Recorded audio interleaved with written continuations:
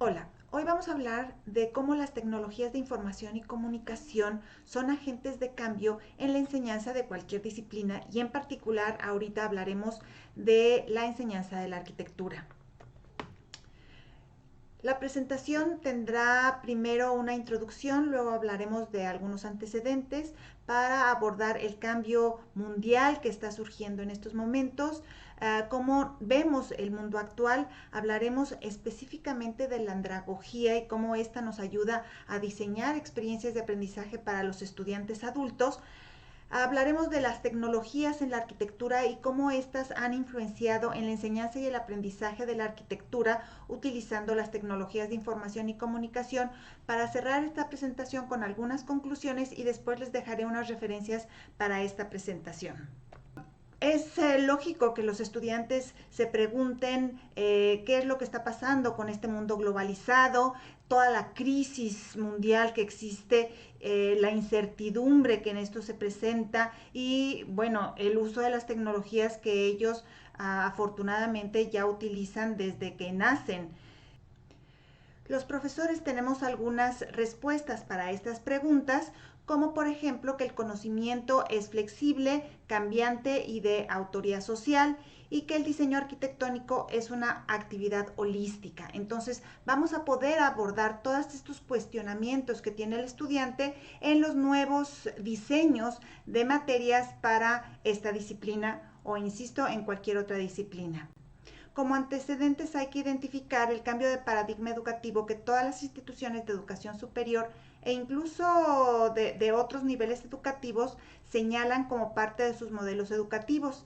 Hacen un cambio del conductismo en el que antes el profesor era el centro del proceso educativo, era el conocedor y transmisor de información y era la figura activa en los salones de clase. Por eso las tarimas, por eso la ubicación de los muebles, de los escritorios de los alumnos, siempre mirando hasta a este poder único que había en el salón, que era el profesor.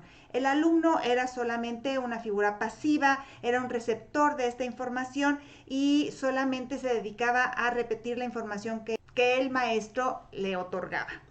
Ahora es un cambio al constructivismo en el que es el estudiante, ya ni siquiera le hablamos alumno, alumno es la figura pasiva, el estudiante es exactamente una persona que estudia. Entonces es el centro del proceso educativo, responsable de su aprendizaje, es constructor de conocimientos, ya no es repetidor de información y es colaborativo y participativo. El profesor cambia su rol, no es menor, al contrario, yo creo que es una responsabilidad mayor la que tenemos los profesores porque se convierte en un guía, en un promotor del aprendizaje, un conocedor de la disciplina, pero además es conocedor de las tecnologías de la información y comunicación y de otros aspectos, por lo que debe de estar en constante actualización. ¿Qué es lo que sucede con las tecnologías de la información en la educación? Llega un poquito más tarde que en otras áreas del ser humano, por ejemplo, en la medicina obviamente llega directamente las tecnologías, pero en educación como que se viene atrasando. Sin embargo, en estas últimas 2 décadas, el cambio sí es significativo y más en este último año, en el año 2020, en el que pues la pandemia del COVID-19 nos ha obligado a adoptar ahora sí efectivamente estos cambios de paradigma. Entonces en la educación, ¿qué es lo que sucedió? Sí se empiezan a integrar estas tecnologías de información y comunicación, pero de una manera más leve, más pausada. Primero, en grados académicos es más fuerte en el área básica. Tenemos en tipo de disciplinas también, como que la abordaron, adoptaron estas tecnologías las materias o las disciplinas teóricas. Pero en menos grado, la educación superior le ha costado más trabajo hacer estos cambios, esta adopción de las tecnologías para la educación y también el tipo de las disciplinas prácticas también empezamos a decir es que eso no se puede en educación a distancia o eso no se puede con el uso de tecnologías. Eso va cambiando obviamente con el tiempo y con las mismas tecnologías también. Entonces el uso de las tecnologías, según Jordi Adel, primero es una percepción por parte de los maestros, que es el agnóstico, que no quiere saber nada de tecnología, que eso no funciona, los conservadores, los que dicen, bueno, sí puede ser, las tecnologías nos pueden ayudar, los moderados en que dicen, ok, yo voy a usar, ya uso Word, ya uso Excel, ya uso PowerPoint, ya empiezo a usar las tecnologías, pero de manera moderada. Los radicales o integrados son los que realmente adoptan la tecnología como tal y la usan en su labor docente, y los radicales de extrema, que podrían decir que solamente con la tecnología se puede dar clase, que a ese punto no quisiéramos llegar. Ahora, también hay momentos de adopción de la tecnología. Los profesores, por ejemplo, al principio acceden a la tecnología porque no les queda de otra o no nos queda de otra y decimos, ok, voy a entrar a usar la tecnología, ya uso el teléfono celular, dices, ok, yo me comunico con las personas que quiero, a lo mejor con alumnos o con compañeros del trabajo. Después pasa a un momento en adopción en el que yo digo, ¿sabes qué? Adopto el celular, me lo voy a quedar, adopto la laptop, me la voy a quedar y las uso para mi labor, tanto docente como profesional y a lo mejor también el familiar. Luego la adaptación, dices, no me es suficiente. Entonces voy haciendo modificaciones o voy haciendo intercambios, cambio o utilizo un software junto con el otro y entonces ya lo voy adaptando a mis necesidades. La otra es apropiación, el que digo, ¿sabes qué? Ya no puedo vivir sin él. ¿Quién puede salir de la casa sin el celular? Generalmente todo el mundo dice, no sé, es que me regreso por mi celular porque tengo que estar en comunicación, que entre comillas, realmente no tenemos que, pero bueno, es una herramienta de trabajo muy buena. Y luego la invención, ya cuando nosotros ya adoptamos y nos apropiamos de la tecnología, luego inventamos y dices, esto no me está funcionando, entonces voy a inventar algo que sí me funcione para las necesidades particulares que yo tengo en este caso, la docencia de la enseñanza de la arquitectura. Vamos a ver un pequeño video que está adaptado de uno de los comerciales de una marca muy conocida, pero veamos el cambio mundial, cómo se genera este cambio mundial.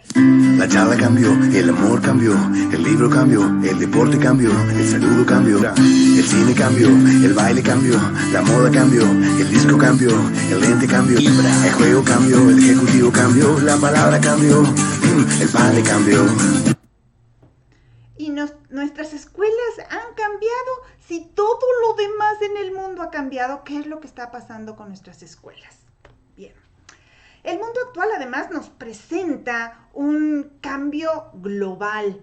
Después del fin de la Guerra Fría y la caída del muro de Berlín, entonces se viene un cambio general en el mundo. Hay muchos autores que hablan de ello, como Nietzsche, Latino, Foucault y Lyotard, y ellos hablan de un mundo posmoderno. Incluso hay autores que ya le están dando otro nombre a este mundo que sigue en constante cambio. Nosotros hablamos de nuevos paradigmas globales porque a partir de un diagrama de Ishikawa, podemos hablar de causas y efectos, en el que las causas son la crisis global, la sociedad de consumo, las estructuras del pasado que son muy pesadas y muy difíciles de romper, la globalización y el uso de tecnologías, que obviamente tiene efectos en cada uno de estas causas, efectos como la incertidumbre que nos causa esa crisis. No creemos y negamos toda autoridad en general. Tenemos la indiferencia, el narcisismo, yo y después yo también.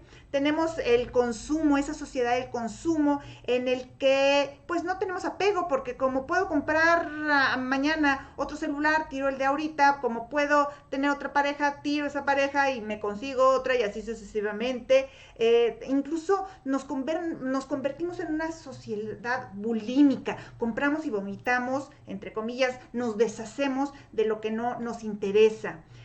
Las estructuras del pasado, esa fijación que tenemos con la estructura del pasado, nos cuesta trabajo al cambio de paradigma. Ya decía Einstein que es mucho más difícil cambiar un paradigma o un preconcepto que un átomo. En la globalización tenemos la diversidad. Estos son aspectos positivos de la situación mundial, porque la causa es la globalización y el efecto es la diversidad. Entonces tenemos ya la aceptación a las diferencias de creencia, de género, de gustos. Entonces que podemos aceptar las diferencias. Acuérdense que las cosas que tenemos en común nos pueden acercar, pero las diferencias siempre nos van a hacer crecer. También tenemos la movilidad y la flexibilidad en todos los aspectos del mundo y el uso de las tecnologías, que también tiene sus aspectos positivos y negativos, pero tenemos esa conectividad 24/7, pero también tiene sus aspectos negativos, como por ejemplo el uso de los avatar, en el que ya no soy yo, sino me convierto en una figura virtual, y eso también hay que tener cuidado con ello. Y también lo efímero de todo de estos momentos que pudieran ser solamente en el instante y dejan de existir en el siguiente minuto. Entonces, las características negativas de este mundo posmoderno es el desencanto, el cambio de economía de una economía de producción a una de consumo, también la lucha entre las personas que queremos defender al mundo y las personas que siguen consumiendo y haciendo obviamente daño a nuestro planeta, la comunicación masiva, que muchas veces incluso ya hemos oído como la política también se convierte en una política mediática a través de los medios. O sea, el popular es el que queda independientemente de los contenidos básicos. Los contenidos en contra de la forma del mensaje, insisto, mientras el mensaje esté bonito, no importa que el contenido no sea verdad, y hay un peligro en ello. La información ya no es tan importante siempre y cuando me entretenga. Sin embargo, hay cuestiones muy positivas en el mundo posmoderno, como por ejemplo que los estudiantes que nosotros tenemos en educación superior son nativos de la tecnología, son una generación N. Eso quiere decir que siempre están conectados en la net, en la red, están en constante movimiento, y eso ayuda a visualizar las diferencias que nos pueden aportar a nuestro avance académico. Aprenden de la experiencia, eso es muy importante. Claro que en arquitectura ya tenemos ese modelo desde que se fundó la carrera. Siempre están aprendiendo a partir de la experiencia, son más colaborativos que a lo mejor nosotros fuimos en nuestra época, son multitask, aunque a veces nos confunde decir, híjoles, están escuchando música y me están escuchando a mí, pero sí lo logran hacer y están abiertos al cambio, ávidos del cambio. Cuando nosotros tenemos que formar a estudiantes de licenciatura, tenemos que verlos ya como adultos jóvenes. Son jóvenes, pero adultos a fin de cuenta. Entonces, dejemos de usar la pedagogía, que es una ciencia para la enseñanza del niño. Vamos a usar la andragogía, que es un término que está acuñado desde 1970, pero como que no ha tenido un auge muy fuerte y se ha olvidado, se ha quedado en el olvido. Entonces, vamos a utilizar esta andragogía, que es la ciencia de la educación para adulto, utilizando las características del adulto, en el que es una persona autónoma, tiene experiencias previas que podemos utilizar. Incluso los muchachos de primer semestre tienen ya 18 años viviendo en arquitectura, entonces no es que lleguen con una caja negra ahí vacía, sin datos. Vamos a ocupar esos datos para recuperarlos y cimentar los nuevos conocimientos. El interés, obviamente, por la disciplina ya es personal. Ellos deben de estar interesados en la temática. Obviamente la motivación es personal, es propia. Ya deben de estar motivados. Ya están en la mayoría, o ya deberían de estar en la vida laboral. Eso nos facilita a que nuestras actividades sean promotoras de aprendizajes significativos, porque ellos los pueden aplicar en una vida laboral activa. Y obviamente pueden organizar mejor sus tiempos. Eso les cuesta mucho trabajo porque en todas las etapas anteriores de su formación siempre han sido dirigidos. La tecnología en la arquitectura obviamente va a influir en cómo enseñamos también la arquitectura. En la arquitectura tenemos desde 1913 registros por el maestro Iglesias, en el que nos habla de que desde la década de 1910 ya había tecnígrafos no los conozco por cierto. Tenemos en los 50 ya tenemos rapidógrafos. Luego en 1959, casi en 1960, ya estaba el primer plotter. En los 80 ya estaba el AutoCAD, en los 90 ya había un 3D Studio, a fines de la década de los 90 ya tenemos programas como Rhino, en el 2000 ya tenemos otros programas, inclusive el diseño paramétrico en el que podemos identificar un diseño arquitectónico de manera holística. No es que yo haga mi diseño y luego hago mi diseño estructural y luego hago mi construcción, sino lo vemos como un todo y es mucho más sencillo, que es una de las cuestiones que nos dice Edgar Morin, es lo que nos dice Edgar Morin, que uno de los problemas que tenemos hoy en día es que dividimos tanto las disciplinas que después nos cuesta trabajo volverlas a embonar. Entendemos que es mucho más sencillo aprender algo en partes, pero acuérdense que el todo siempre es más que la suma de sus partes. Todo este uso de las tecnologías nos va a cambiar la manera en que enseñamos la arquitectura y utilizando las tecnologías de información y comunicación. En la Universidad Autónoma de Aguascalientes tenemos que desde 1994 fueron las primeras asignaturas para el uso de software especializado. Se enseñaba AutoCAD, y eran las versiones, el AutoCAD 10 o 11 en la versión del sistema operativo MS2, entonces era todo con comandos. Eso nos ha llevado a cambios en el plan de estudio, algunos no tan favorables, por ejemplo, en el que se dijo, sabes que AutoCAD tiene que ser desde el primer semestre, pero pues no sabían cómo dibujar un plano arquitectónico y obviamente era difícil representarlo en digital porque no lo sabían hacer a mano. Desafortunadamente se sigue utilizando muchas veces la tecnología solamente como un instrumento de representación y tiene muchas más ventajas el uso de las tecnologías, pueden ofrecer mucho más. Entonces vamos a buscar herramientas que nos ayuden a realmente conformar un ambiente más rico para... ¿Cómo se han estado incorporando las tecnologías de información y comunicación en la universidad en las materias teóricas, en las materias teórico-prácticas, como es el caso de la enseñanza y aprendizaje del método que utilizamos en la Universidad Autónoma de Aguascalientes, que ya desde varios años se ha estado usando en ambientes combinados? Son 4 horas registradas a la semana, lo que hacemos son 2 presenciales y 2 en línea, incluso hay algunas videoconferencias que esto combina las dos. Tenemos de manera presencial al grupo, pero al expositor lo tenemos a distancia. Entonces hay muchas variaciones que podemos hacer durante la implementación de las materias.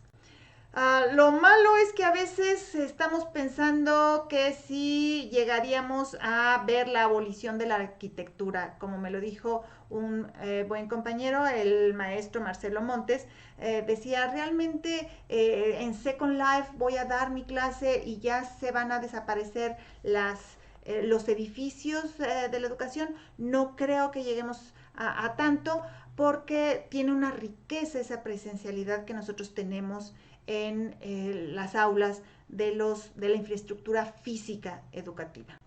En las materias prácticas ha sido más difícil entrar al uso de las tecnologías. En los diseños arquitectónicos muchas veces trabajados, o más bien la mayoría de las veces trabajado en talleres, se pone en práctica todos los conocimientos y habilidades que se adquieren alrededor de ese taller, en todas las materias teóricas o en las teóricas prácticas. Ahí van a vaciar el contenido. Los espacios virtuales se deben de ver como extensión de los ambientes presenciales. Sin embargo, siempre hubo dudas de si se podía hacer los talleres de diseño arquitectónico a distancia, y ahora al resultado de esta pandemia y este confinamiento y esta contingencia sanitaria que nos ha obligado al aislamiento y a dar las clases a distancia, hemos visto que sí se puede, y además hemos tenido resultados muy favorables. como se vio en el foro de prácticas y estrategias en la enseñanza de la arquitectura a distancia que ofreció Acinea el mes pasado. Entonces hay que organizarnos y seguir dando clases a distancia mientras no podamos volver a clase y después hacer una combinación de todas estas estrategias que hemos estado aprendiendo. Como conclusión, creo que las instituciones de educación superior en general y en particular las que imparten arquitectura deben transformarse. Debemos de usar el modelo constructivista que muchas veces se queda en el discurso porque en la práctica a lo mejor los espacios de infraestructura física no nos permiten este cambio, pero las tecnologías sí nos van a ayudar a romper estos paradigmas educativos. Tenemos que acordarnos que vamos, en lugar de nada más adoptar la tecnología, vamos a adaptarla a nuestras necesidades. Combinemos lo mejor de los dos mundos. Vamos a crear un cóctel de ambientes educativos donde tenemos lo mejor de lo presencial y lo mejor de los ambientes virtuales. Muchas gracias. Después de esta presentación, les dejo la bibliografía para que ustedes puedan hacer una consulta más profunda de los temas y también una referencia de imágenes que se tomaron de internet